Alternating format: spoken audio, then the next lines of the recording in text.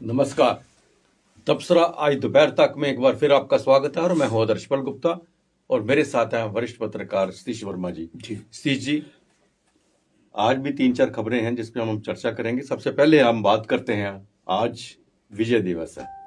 आज के दिन पाकिस्तान की 90,000 से ज्यादा सैनिकों ने भारतीय जनरल के आगे घुटने टेके थे। और दूसरी खबर है, गुलाम नबी आजाद को एक बहुत बड़ा झटका लगा है। उसके जो 4 पद अधिकारी थे उन्होंने इस्तीफा दिया था, वो मंजूर कर लिया है। एक और खबर वो चर्चा में है, हमारे सांसद जम्मू के जुगल किशोर, उन्हें पार्लियामेंट में एक स्टेटमेंट क्या दी, या तो तथ्यों का उनको पता नहीं था कि क्या था, क्या चीज थी, लेकिन उस स्टेटमेंट को लेके जम्मू में बवाल शुरू हो गया है। और इसके साथ साथ कोरोना जो है वो अपने पांव ज्यादा फैला रहा है और रूपनगर को भी कंटेनमेंट जोन में आ गए हैं। तो सबसे पहले हम बात करते हैं, आज विजय दिवस है। आज ही के दिन जी जनरल न्याजी, जिसके वंशज का ये प्राइम मिनिस्टर है आज जी पाकिस्तान का, जी इमरान खान, उसने 93,000 से अधिक फौजियों के साथ भारत के फौजियों के सामने घुटने टेक दिए थे। एक बहुत बड़ी बात थी, बहुत बड़ा विजय था। और यही इनका पूर्वी पाकिस्तान अलग होकर एक बांग्लादेश का नाम से नया देश बना। ये पाकिस्तान को अब भी समझ लेना चाहिए कि ये वो सेना है जिन्होंने जनरल मानिक शाह, उन्होंने 3 दिन का टाइम दिया था। 3 दिन के अंदर अंदर जहां तक घुटने टेको, यहां पर जो कुछ हो रहा है उसे जानने के लिए तैयार हो जाओ। 3 दिन के अंदर अंदर पाकिस्तान की सेना 90,000 से ज्यादा सेना, 90,000 से ज्यादा कम नहीं होती, 90,000 सेना, उन्होंने भारतीय जनरल के आगे घुटने टेके थे और सरेंडर किया था। नहीं, बिल्कुल। मुझे लगता है कि दुनिया के किसी भी इतिहास में इतना बड़ा सरेंडर नहीं दिखाई देता है। पूरी दुनिया को पलट के पीछे देखें, इतनी बड़ी तादाद में 97,000 फौजी एक मुल्क के वो सरेंडर कर रहे हो, और सरेंडर भी घुटने टेक के।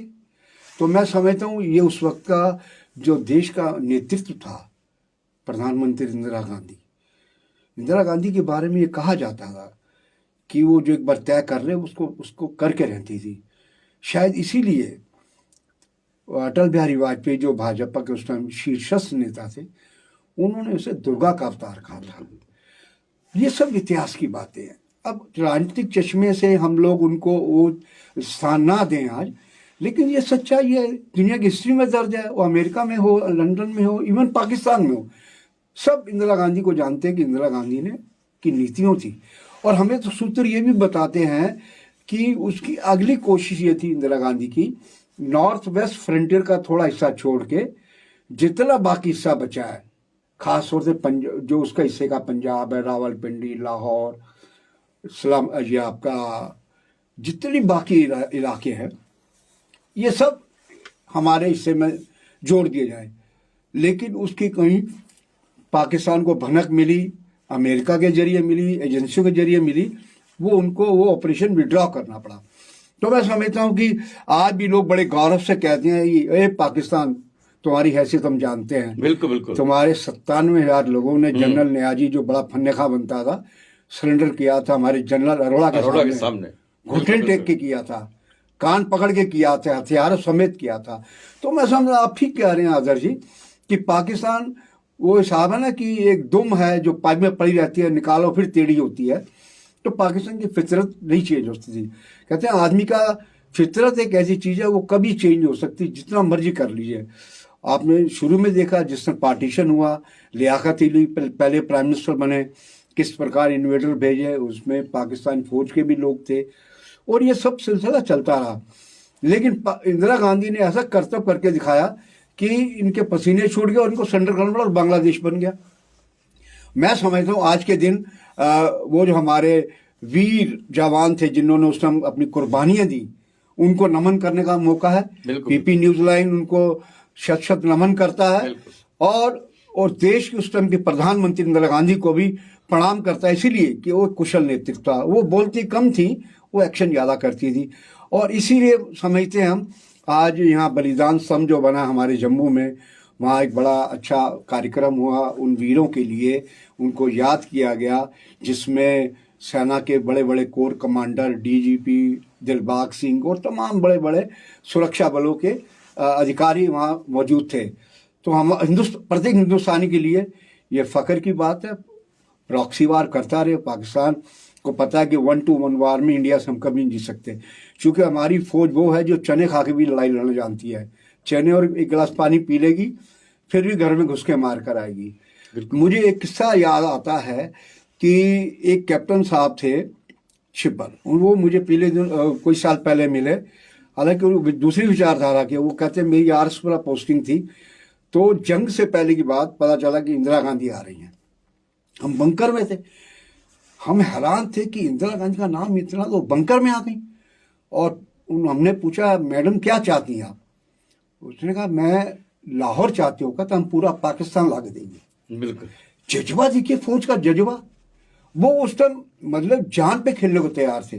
तो हम समझते हैं कि उन वीरों को जीवन भर, ये इतिहास है, उनको हमेशा याद रखना चाहिए।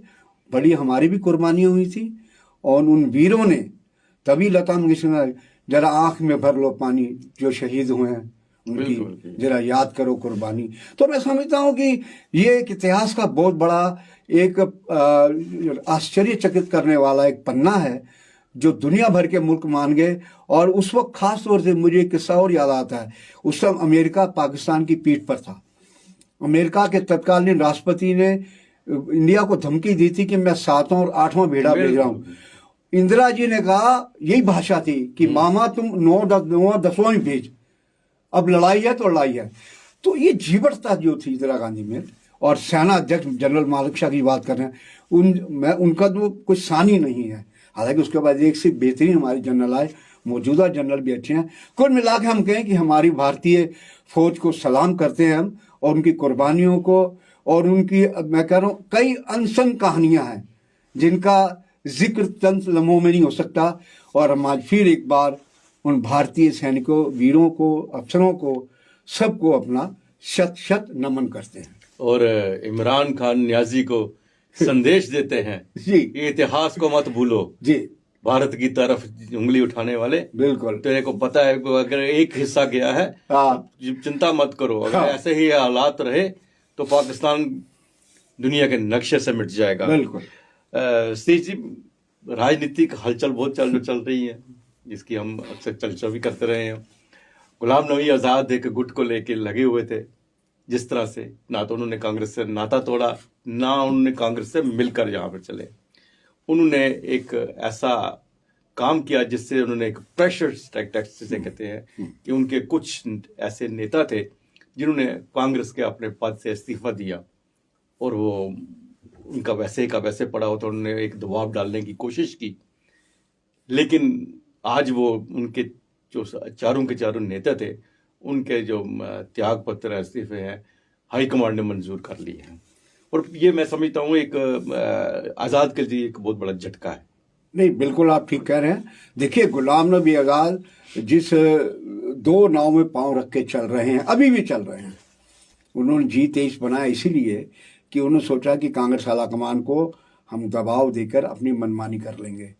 वो गांधी परिवार है, वो दबाव में, वो अमेरिका के दबाव में नहीं आया, पाकिस्तान के दबाव में, तुम्हारे किस दबाव में आएगा?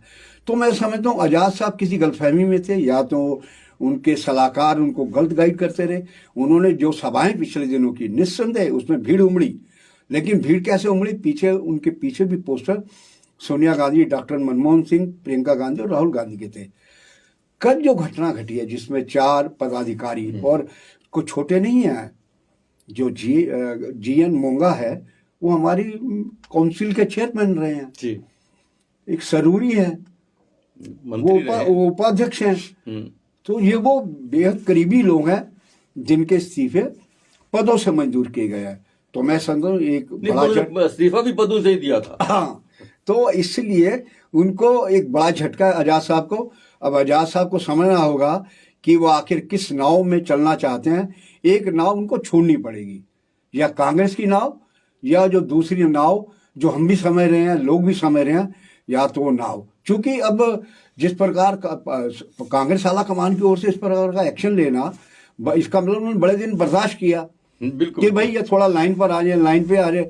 क्योंकि हम देख रहे थे पिछले दिनों जब इसका मसला हुआ था लखीमपुर खीरी का, जो गृह राज्य मंत्री टैनी हैं, उस मसले में जब सब मिले राष्ट्रपति से, तो उसमें ये कांग्रेस अध्यक्ष इनको भी साथ लेके गए एजाज साहब को।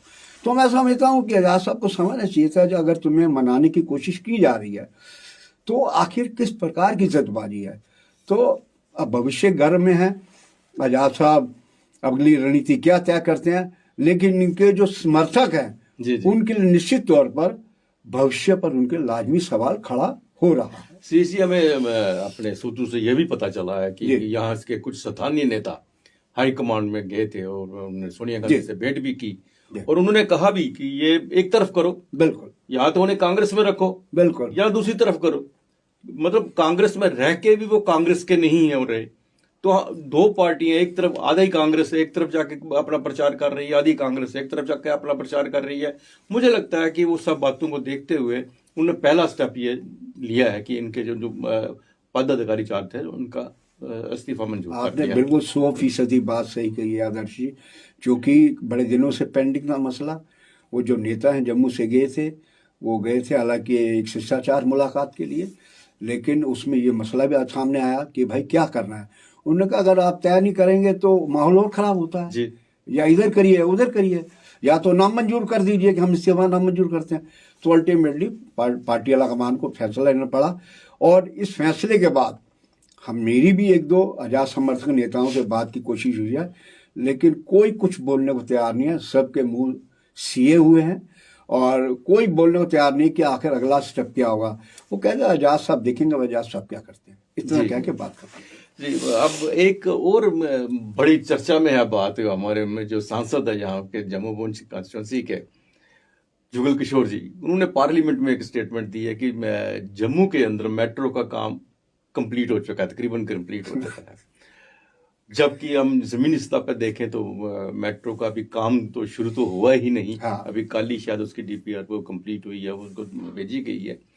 उसके साथ उन्होंने जो अगली बात कही है कि मुझे थोड़े उसको एक्सटेंड किया जाए ताकि बड़ी ब्राह्मणा से लेके एम्स तक चला जाए, ताकि लोगों को फैसिलिटीज मिल जाए। उसको लेके जम्मू में बड़े प्रोटेस्ट हो रहे हैं, चर्चा हो रही है कि हमारा सांसद इतने बड़े लोकतंत्र के मंदिर में बैठ के झूठ बोल रहा है। आज भी शिवसेना ने प्रोटेस्ट किया है, इससे पहले भी लोगों ने प्रोटेस्ट किया था। अरे भाई कहाँ है मेट्रो, जरा हमको भी दिखा दो, जम्मू में कहाँ है। ये हमारे जम्मू पुंछ के सांसद जो है, ये पता नहीं क्या बात है। पहली बात तो है कि कहीं काम के सामने नजर नहीं आते, कहीं उनको वो दिखाई नहीं देते, ना उनके काम दिखाई देते हैं, बिल्कुल ना वो अपने लफ्जों से बताते हैं। आज अगर बोला तो ऐसा बोला कि सारे जम्मू को हिला के रख दिया। जी जी। तो दूसरी तरफ हम उधमपुर के जब सांसद की बात करते हैं तो हर वक्त पार्लियामेंट में अगर बोलते हैं, नेशनल लेवल पे बोलते हैं, इंटरनेशनल लेवल पे बोलते हैं, तो पता चलता है कि सांसद को मिनिस्टर बोल रहा है। तो हमारे जुगल जी ने तो आज और भी कमाल कर दिया। देखिए आप बिल्कुल ठीक कह रहे हैं। देखिए इनका और डॉक्टर जितेंद्र सिंह में हमें कोई तुलनात्मक दिखाई नहीं देता। डॉक्टर जितेंद्र सिंह शिक्षा में, व्यवहार में, व्यक्तित्व में और विकास कार्यों में, खासतौर से जिस प्रकार आज जम्मू में जितने भी आपको विकास कार्य लिख रहे हैं जम्मू कश्मीर में, उसका सबसे ज़्यादा बड़ा श्रेय डॉक्टर जितेंद्र सिंह को जाता है। ये जितने रिंग रोड बन रहे हैं, गडकरी साहब को लेकर आए, उनसे कहा रिंग रोड कई बन रहे हैं, नेशनल हाईवे के कई सड़कों को दर्जा दिया गया। जो मीरा साहब को सड़क जाती है उसको नेशनल हाईवे का दर्जा मिला। तो अब जुगल जी, अब क्या कह सकते हैं, जुगल किशोर के बारे में पहले ही लोग कहते हैं कि ये काम तो कभी किसी को उपलब्ध नहीं होते काम के लिए। दूसरा ये है कि जिस प्रकार उन्होंने मेट्रो चलवा दी पहले ही, अभी मेट्रो शुरू नहीं हो चलवा दी, तो शिवसेना को प्रदर्शन तो करना ही था। उन्होंने प्रदर्शन किया, उन्होंने तो बल्कि कहा कि राष्ट्र को झूठ बोला गया, इनको माफ़ी मांगनी चाहिए सार्वजनिक। लेकिन कौन मांगता है, राजनीति में जो आ गया उसको कोई असर नहीं होता इन चीज़ों का। लेकिन हम फिर कहेंगे कि भाजपा के शीर्ष नेतृत्व को जम्मू के लोगों पर रहम खाना चाहिए। कम से कम इस तरह के बयानबाजी से परहेज करने के लिए इनको कहना चाहिए कि भैया जो काम अभी शुरू भी नहीं हुआ तुम क्यों भाजपा और केंद्र सरकार को उपहास का पात्र बनाते हो। तो ये वास्तव में जुगल किशोर शर्मा जो हैं पहले से ही विवादों में कई बार आया है और मैं समझता हूँ ये बीजेपी नेतृत्व को जो है इस मामले में संज्ञान लेना चाहिए। नहीं, एक चीज और भी देखी जा रही है कि आजकल भारतीय जनता पार्टी की जुबान जरा ज्यादा ही फिसल रही है। जबकि बहुत से नेता जो है ऊट पटांग बोलते जा रहे हैं। जी तो सीधी बात करते हैं हम कोरोना को लेकर जम्मू में जिस तरह से एक और रूपनगर में कंटेनमेंट जोन कर दिया है, बढ़ रहे हैं केसेस, बहुत बढ़ रहे हैं। और जो ओमिक्रॉन उसका तो कम से कम कहते हैं कि 72 देशों में तक फैल चुका है और खतरा बढ़ता ही जा रहा है। और अभी तक मतलब हम नहीं देख पा रहे कि जम्मू के अंदर कोई इतनी बड़ी बात हो रही है ताकि हम समझ सकें कि इसको निपटने के लिए या इससे आगे क्या हम कर सकते हैं। तो लोगों में भी इतनी वो सब कुछ नहीं है। आज भी अब देखो तो बाजार वैसे के वैसे लगे हुए हैं, वैसे ही चल रहे हैं। हाँ, कुछ जो उन्होंने 4 जोन किए हैं वहाँ पे पाबंदियाँ लगा दी हैं, लेकिन आम शहरी जो है वो अभी भी नहीं समझ पा रहा कि इसका खतरे को भांप नहीं रहा। मुझे लगता है कि पिछले एक अरसे के अंदर बड़े अल्प अवधि के अंदर ये शायद 10वां माइक्रो कंटेनमेंट जोन बना है जम्मू के अंदर। इससे गंभीरता समझनी चाहिए कि इसका मतलब इसका प्रकोप किस हद तक बढ़ रहा है। और इस साल जून जुलाई मई में बेहाव तबाही लोगों ने देखी है। चैनलों पर लाशें नदियों में तैर रही हैं, यूपी में, दिल्ली में लाशें सड़कों पर पड़ी हैं। वो सीन अभी भी दिमाग से कई बार नहीं निकलता। बड़ा डरावना सीन है लोगों। और हमारे जम्मू में भी कई लोगों बिल्कुल अनटाइमली डेथ हुई इस महामारी के कारण। तो लोगों को समझना चाहिए अपनी जिम्मेदारी। सरकार भी आखिर कहाँ तक जाएगी। हमने पहले भी कहा कि जितनी यहाँ सार्वजनिक परिवहन सेवा है, खासतौर से मेट्रो, उसमें ही उल्लंघन होता है। हमें लगता है कि ट्रैफिक पुलिस या दूसरे महकमे जिनकी जिम्मेदारी है वो सुविधा शुल्क पाकर खुश हो जाते हैं। क्यों नहीं औचक दौरे करते, क्यों नहीं अचानक बस रोक के चेक करते कि अगर सवारी भी बैठी है तो बिना मास्क उसका चालान करे, बस कंडक्टर का भी चालान करे। तो मैं समझता हूँ जब तक आप इस तरह की कड़ी कार्रवाई नहीं करेंगे तब तक ये महामारी का खतरा मंडराता ही रहेगा। बिल्कुल सही कहा आपने। और भगवान ना करे कि हमें एक बार फिर वैसे दिन देखना पड़े। बिल्कुल सर। तो ये था तबसरा आज दोपहर तक का। बाकी खबरों के लिए आप देखते रहें पीपी न्यूज़ लाइन। नमस्कार।